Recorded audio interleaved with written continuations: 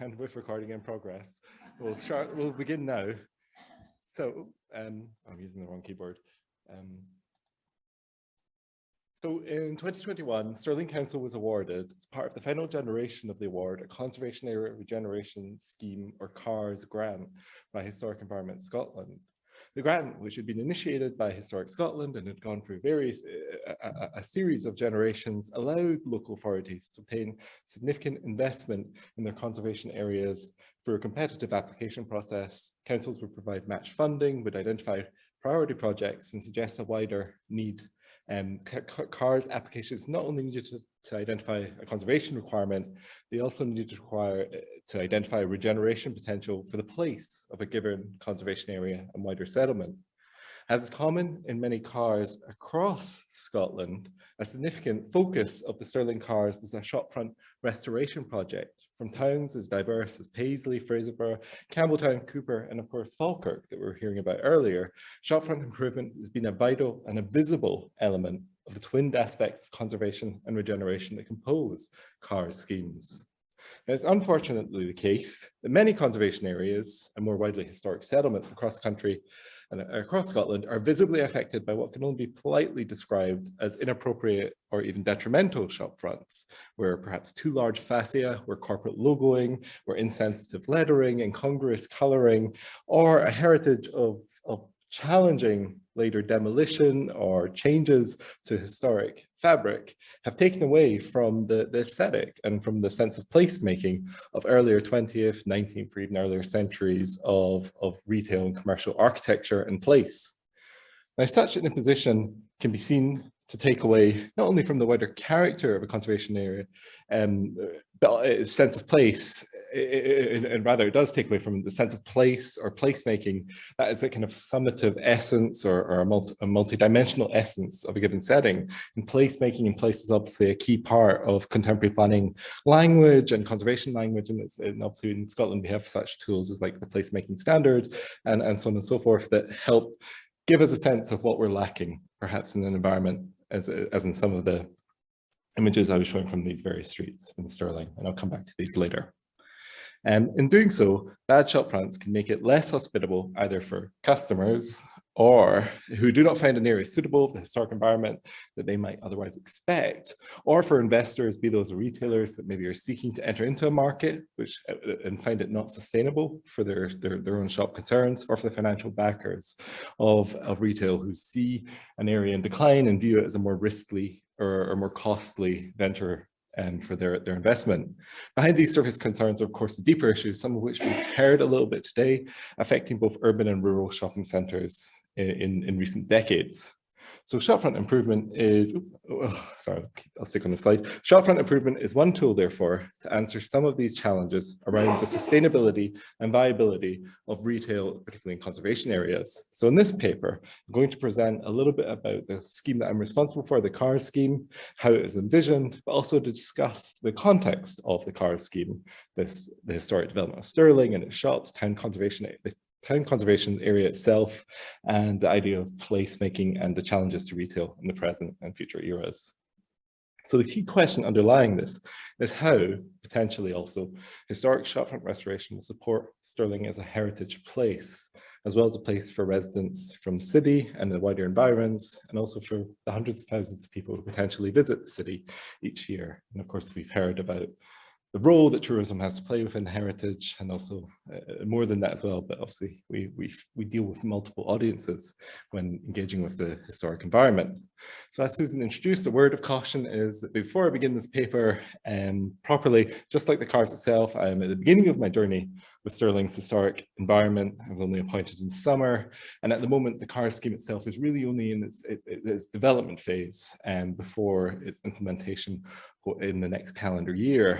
I am, as Susan said, by background an art historian who took a sideways journey into planning after a research and teaching career. And so for me, this event is also a really wonderful chance to get to understand your concerns about Stirling as a historic environment. So let me just jump on. So as is well known, Stirling evolved from a small medieval and early modern settlement, especially during the 18th and 19th centuries, reaching its present extent in the conglomeration of neighbouring settlements and the expansion of suburbia in the 20th century especially. Stirling evolved in particular, or in part rather, as a mercantile town. This was, perhaps, it could be described an entrepreneurial location. Dave I, who we see here with his son, established the town as a royal borough at the start of his long reign in the early 12th century, giving it special trading rights and privileges. Then 2 centuries later, for example, the son of the Bruce, David II, further granted special privileges to the town, in which the guildreads were given the sole rights of foreign trade. A situation continued until 1672. The power of this mercantile, the power of this mercantile history is visible in some of the extant fabric of the city, most especially the mercantile houses of John Trail, Argyll's lodging, which is within the total sum of the building now, and Callan's house on St. Mary's Wynd as well. Now, alongside these fragments of the city's commercial history was the growth of its internal or local market history, I guess the antecessor for the present-day retail environment. While the original retail environment of the town perhaps was Broad Street, as well with its markets also in other streets in the town, and I understand I can be corrected by some of the very good experts in this room about exactly where these markets were. Nevertheless, we see some of the examples of the architecture of this mercantile history, the toll booth, the market cross, and others still visible or restored within the city environs.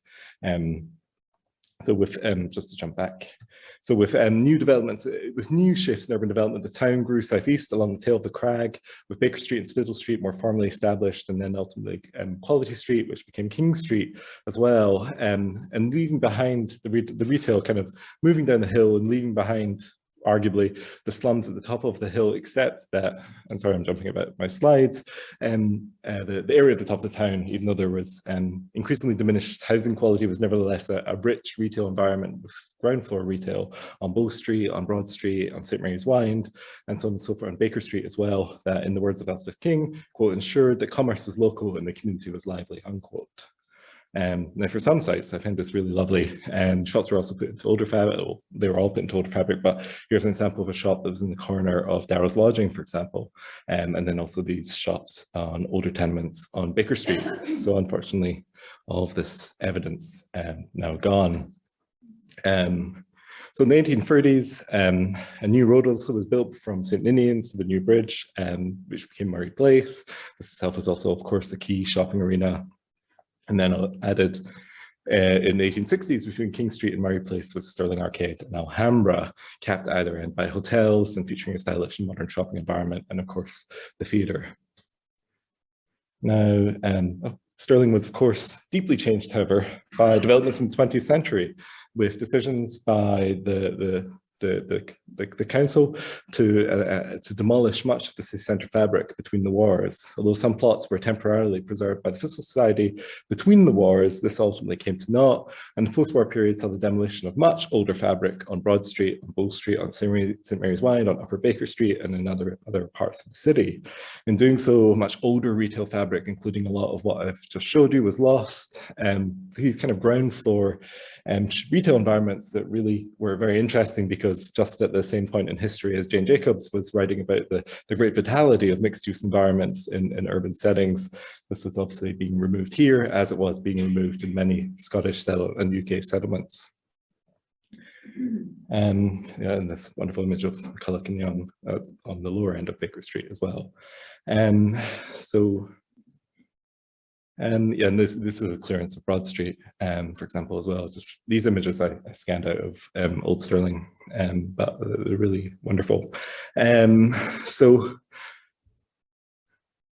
then in the 1970s, there was a creation of the Fiscal Arcade, which arguably had a negative impact, of course, of sucking out of the city centre some of the major retail chains, but also providing an environment that was at that time chic and contemporary, and thus hospitable for retail in the 1970s. And today is marred by many of the issues that we see in retail as well. But nevertheless, kind of key point of this little section, this presses, is that the challenges and the loss of a lot of that historic fabric. And I think a really interesting quote is one by Bill Grimsey, who's the former head of Wix, Iceland, and a DIY chain, who argued that in my generation as retailers, we successfully cloned every town in Britain so that they all looked the same. But clearly that doesn't work. All towns have a heritage and a history, and their reason for uniqueness needs to be brought to the fore, he said in an interview with the BBC in 2018. So, and yeah, so this is just some of I use these slides. So we see the arcade, Murray Place there, alongside with other challenging examples of shopfront design. This modern building on Baker Street at the bottom with Wetherspoons and others. We see another image of Baker Street. We see the Athenaeum, but behind it, the facade of Foseba as it was, and then other shops as well. We see the challenges of, from a conservation perspective, I'll talk a little bit about this, but obviously what are challenging designs, but then also other kinds of challenges like vacancy and the challenge to the sense of place. So, sorry, this is very shoddy set of bullet points, but in today's climate, retail obviously as a sector faces tremendous challenges. The pandemic obviously is perhaps the most is perhaps one of the biggest ones. It occupies obviously the imagination, and it's obviously organizations such as the local government authority and think tanks and so on and so forth have reported very much the deep and desultory impact of the pandemic on high street retail, on local retails. Obviously a continued impact today on local retail is that many people still continue to work from home, although they are partially work from home, and this challenges the amount of occupancy of city centre offices or city centre shop, or people going into city centre shops. And there was, during the pandemic, a downturn, of course, in international tourism, and although that may have been balanced to a lesser extent by staycationing and domestic tourism that may have helped buoy certain retail environments during and just after the pandemic period. Obviously, it was mentioned earlier, the shift to online retail, preceded perhaps by the catalogue era of past decades, which had nowhere near the same impact. But today, high streets are vulnerable to the ease and the utilitarian ubiquitousness of online retail today, and also out-of-town retail parks emerged in the latter half of the 20th century. So within a lot of retail writing and thinking, there's this talk of high streets as now discretionary rather than essential places where people may choose to go to but don't have to go to. And there's more of a focus on the experiential aspect of the town centre rather than its role as a retail or as a functional environment. And so prior to this year, the consequences of many of the changes to business, to retail, are visible nationally and here in Stirling, with vacant city centre lots, or with what should be premier lots occupied by unexpectedly low market or what would be just unexpected retail ventures. There is also the challenge of the sustainability for businesses, with businesses coming into occupying a lot and then going out of business often quite soon after. And within this, that instability also attests perhaps also to a lack of strong ownership of the buildings in which retail is, with that leading to really challenging conditions in the actual fabric of these buildings, whether we're talking about roofs or chimneys or rainwater goods or the masonry or so on and so forth. All of these complicate and add to the challenging sense of what Stirling, for example, is as a retail environment.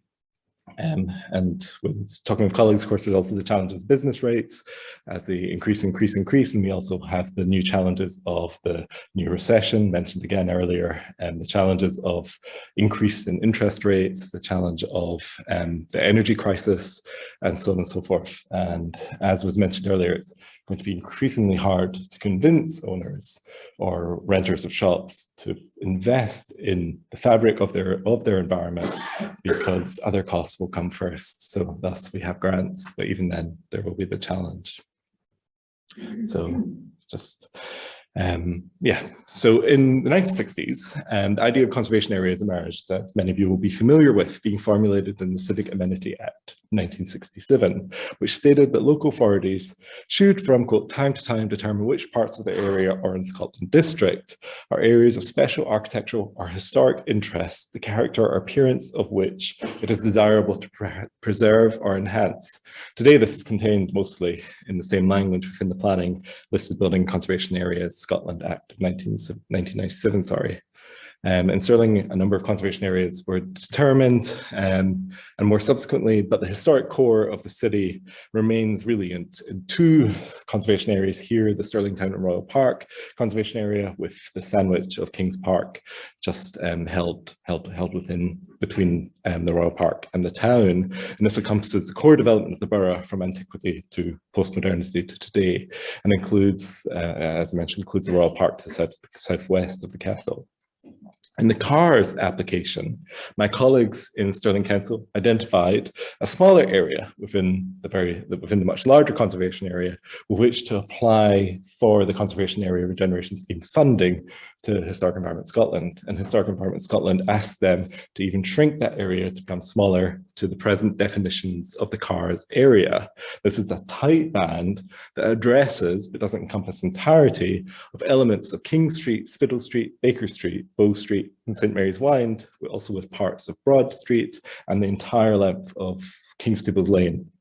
And this forms, and the arcade in Alhambra between King Street and Murray Place. And that is the CARS area. One of the things that is a bit disarming is not, as I mentioned, not the entirety of those roads are included within the CARS. So, for example, the public housing, the council housing that's owned along the length of Baker Street and St Mary's Wynd and Bow Street is not included within the CARS as eligible for funding, although partly because it was understood that there are other funding streams that can address the issues in those buildings. But anyway, I will move on. Now, in this area, there are several types of buildings and spaces, ranging from early modern tenements such as Darnley's house or the ruined form of John Cowan's house on St Mary's Wynd, as well as challenging modern impositions that have replaced key areas of that older streetscape. To be eligible for funding from the CARS, we're really talking about traditional buildings, and thus there are also a number of other buildings within the CARS that won't be eligible for funding, but I'll talk about what the CARS is doing in a few moments. Within the CARS area also, there are about 40 retail and commercial establishments, including shops, cafes, beauty establishments, and other customer-facing businesses. For the purposes of the remainder of this talk, I'm simply going to refer to these as retail, or confusingly shops, because I sometimes forget myself, but I'll try to use the term retail. And the largest concentration of, or one of the most interesting concentrations of retail within this area is, of course, the arcade, but which contains a number of shops, and a number of those lots within the arcade are marked by vacancy.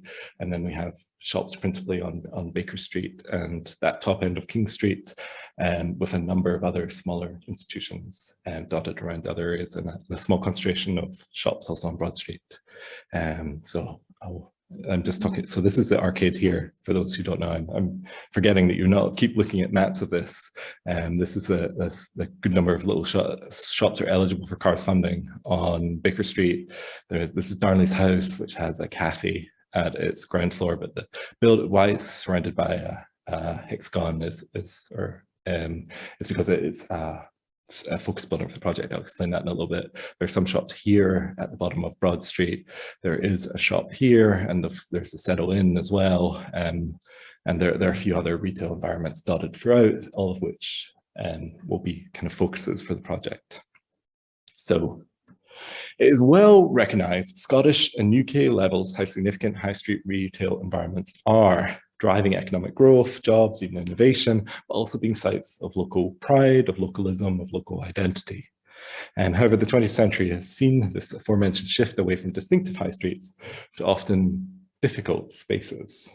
Our response to this has been the development at national and local levels of guidance around shopfronts and retail design, particularly in conservation areas. At Scottish level, for example, on the left, we see the short guide published by Historic Environment Scotland, but authored by Stirling City Heritage Trust Director Lindsay Lenny. And at local level, there's such tools as the Local Development Plan and then the supplementary guidance for shopfronts published by the council. As stated within the council's supplementary guidance on shopfronts, quote, preserving historic shopfronts, ensuring good quality new shopfronts will enhance the historic character and the attractiveness of the shopping streets in our retail centres. But poorly designed shopfronts and signage detracts from and can have a negative impact on the retail health and economy of a place. The council aims to encourage high standards of design and the use of appropriate materials in both new shopfronts and also in older ones. Seems to be a bit of a cut sentence there. Key to this good practice is respecting the character of the building, ensuring sympathy with what's called the townscape context, and supporting the preservation and restoration of traditional or historic shopfronts which survive and where, for example, photographic or archival evidence can be found to substantiate what older designs were, and to not apply, quote, standardized house styles or standardized shopfront designs, such as where this would be inauthentic, such as often corporate logos or corporate branding, to not remove shopfronts and produce alternative street front frontages. Now, if we consider a lot of this guidance, a lot of the kind of underlying theme within it is perhaps context of the building, context of the environment, context of the streetscape, context of history itself. Although presented perhaps without strong evidence backing up why these claims of historic shopfronts really do benefit economically the retail environment of a town and thus the town or environment itself. Nevertheless, the supplementary guidance is key here that good design will enhance the appearance and appeal of a shop to customers, will contribute positively to the surrounding area, whereas poor design, unrelated to the building as a whole, will, whether in terms of material or proportion or other aesthetic characteristics, will detract from the building's place and or sense of place and the streetscape itself. So this is also, So there have been some schemes aimed at shopfront improvement within Stirling in the recent past. I've just taken these kind of screenshots from their websites, but on the left, there was a grant scheme, for example, that ran last year that was, or ran up to last year that was organized by the City Heritage Trust. As I mentioned, Lindsay, the director, is one of the national specialists in Scottish shopfront designs, and this was a scheme that she ran where just to read this, shops could apply for up to £2,500 of grant and then be supported by and provide match funding. And this was principally focused on King Street. And then the bid Go Forth also runs a shopfront improvement grant, but this is not necessarily explicitly wedded to the principles of historic shopfronts and often, for example, results in flowers or signage or other kind of cosmetic additions to shopfronts sometimes might not necessarily meld well with what we would hope as conservation officers. But nevertheless, is a really positive part on a real focus on town regeneration. So there is obviously these challenges of we need economic regeneration, but we also are in such an important and unique conservation area and thus must abide by that. So one of the key questions about why I think we want to invest in the historic environment, beyond simply adherence to what towns may, for someone who is unconvinced of the desires of conservation officers, of planners, and so on and so forth, with their seemingly arbitrary decisions about shopfront colour, about periodicity, about materials, and so on and so forth, is why is it right to suggest to or even compel owners to change their buildings? Obviously, the law plays a large part, and guidance plays a large part of that. And I imagine that at this event, very few people would argue with that, although maybe not, but it's likely that we do need to consider economically and socially why regeneration or heritage-led regeneration really does matter.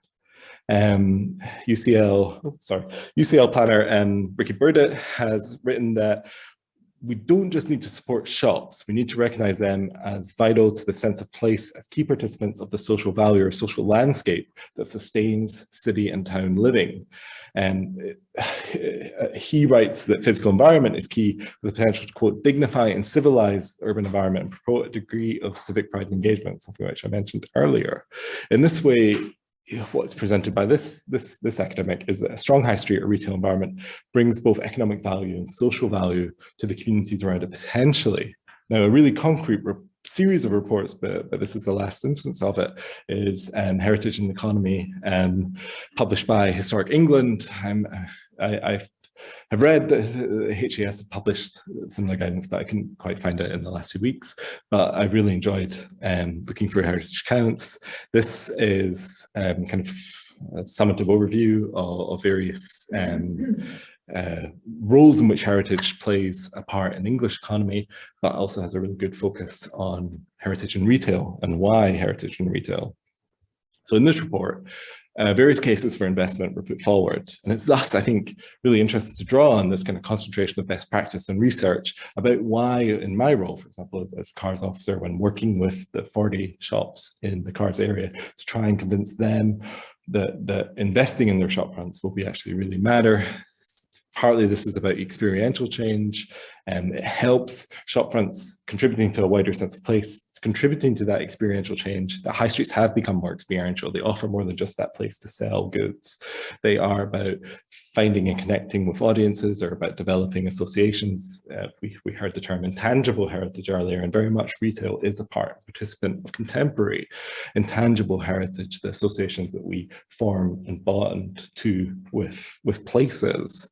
And having attractive shop fronts, and ones that seem to fit and abide by the character of an area, do actually seem to attract people and also further business investment to a place.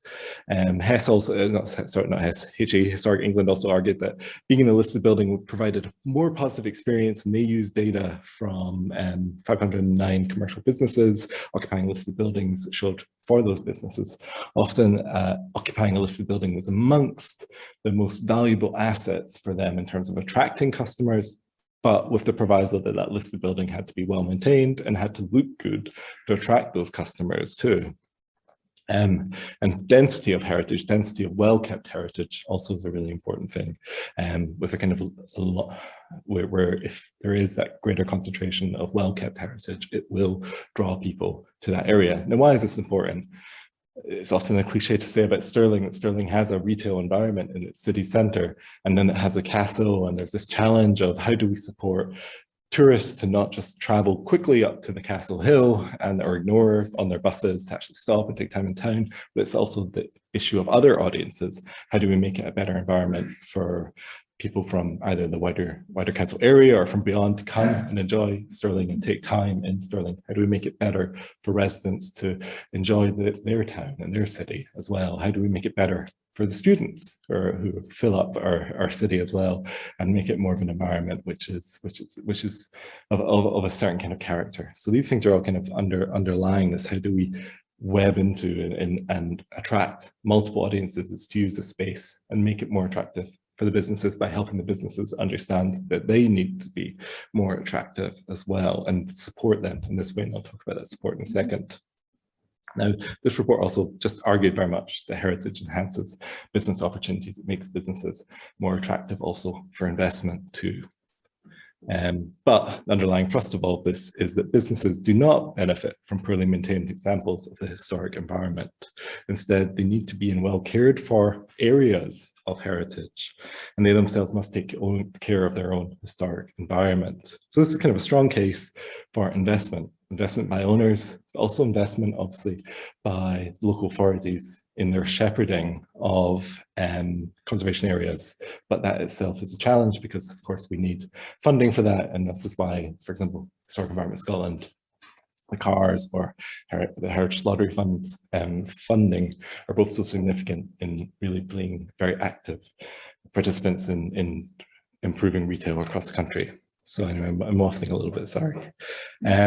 So I guess the consequence of this is that investing in the historic environment can successfully increase footfall. This is drawn, for example, from a study of Derby, where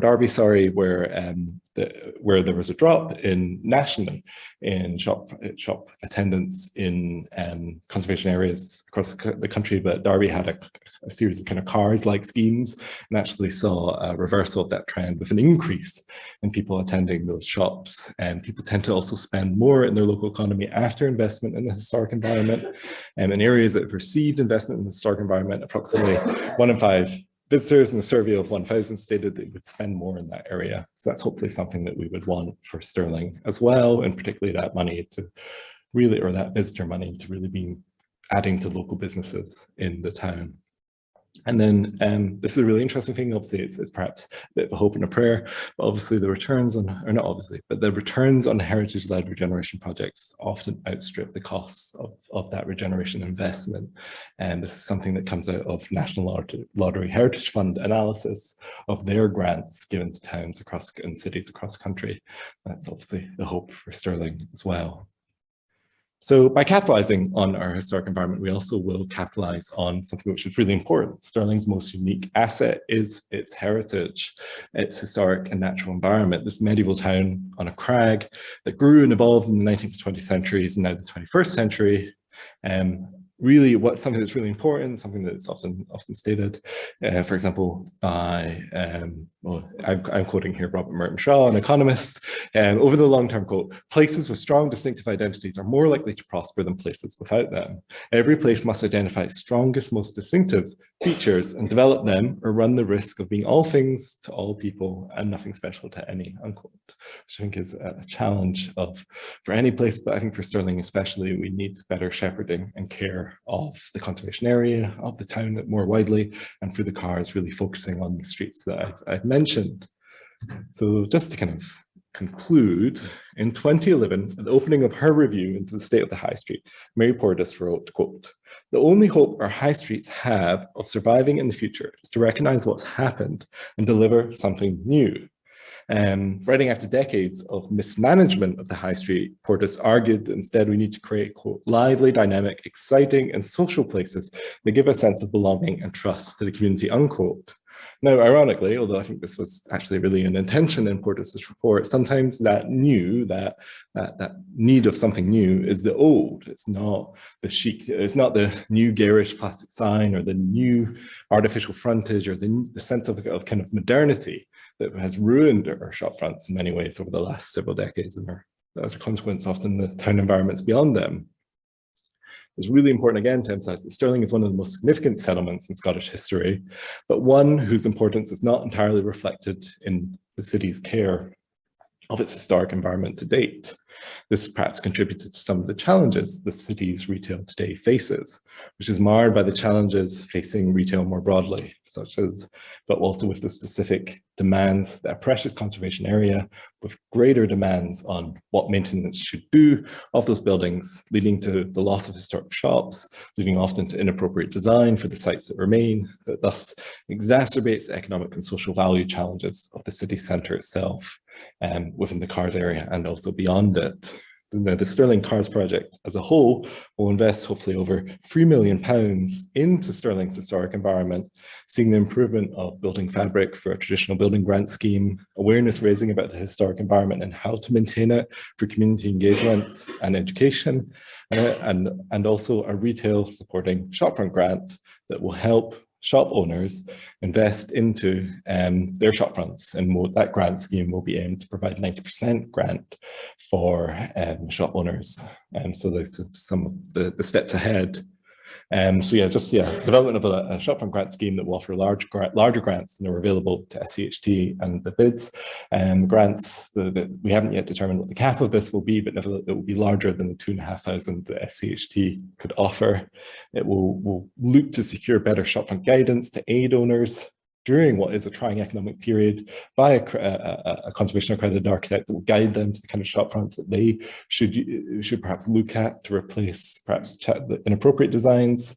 The arcade, as I mentioned, is a priority project, and what the focus of that is to kind of to salvage the building, which is in a difficult space and really hopefully use it as a kernel for regeneration, not only of the arcade itself, but also the marketplace in King Street beyond it. And yeah.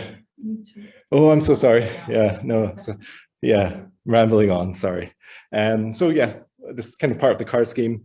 So in focusing on the renewable buildings and our shops, not only do we hope to contribute to Heritage Strong Space in resisting, for example, climate change, we'll also contribute to our sense of place and social value, delivering an amenity and sense of place that will be more enjoyable, more attractive, and more positive for everyone who comes to Stirling. So thank you so much.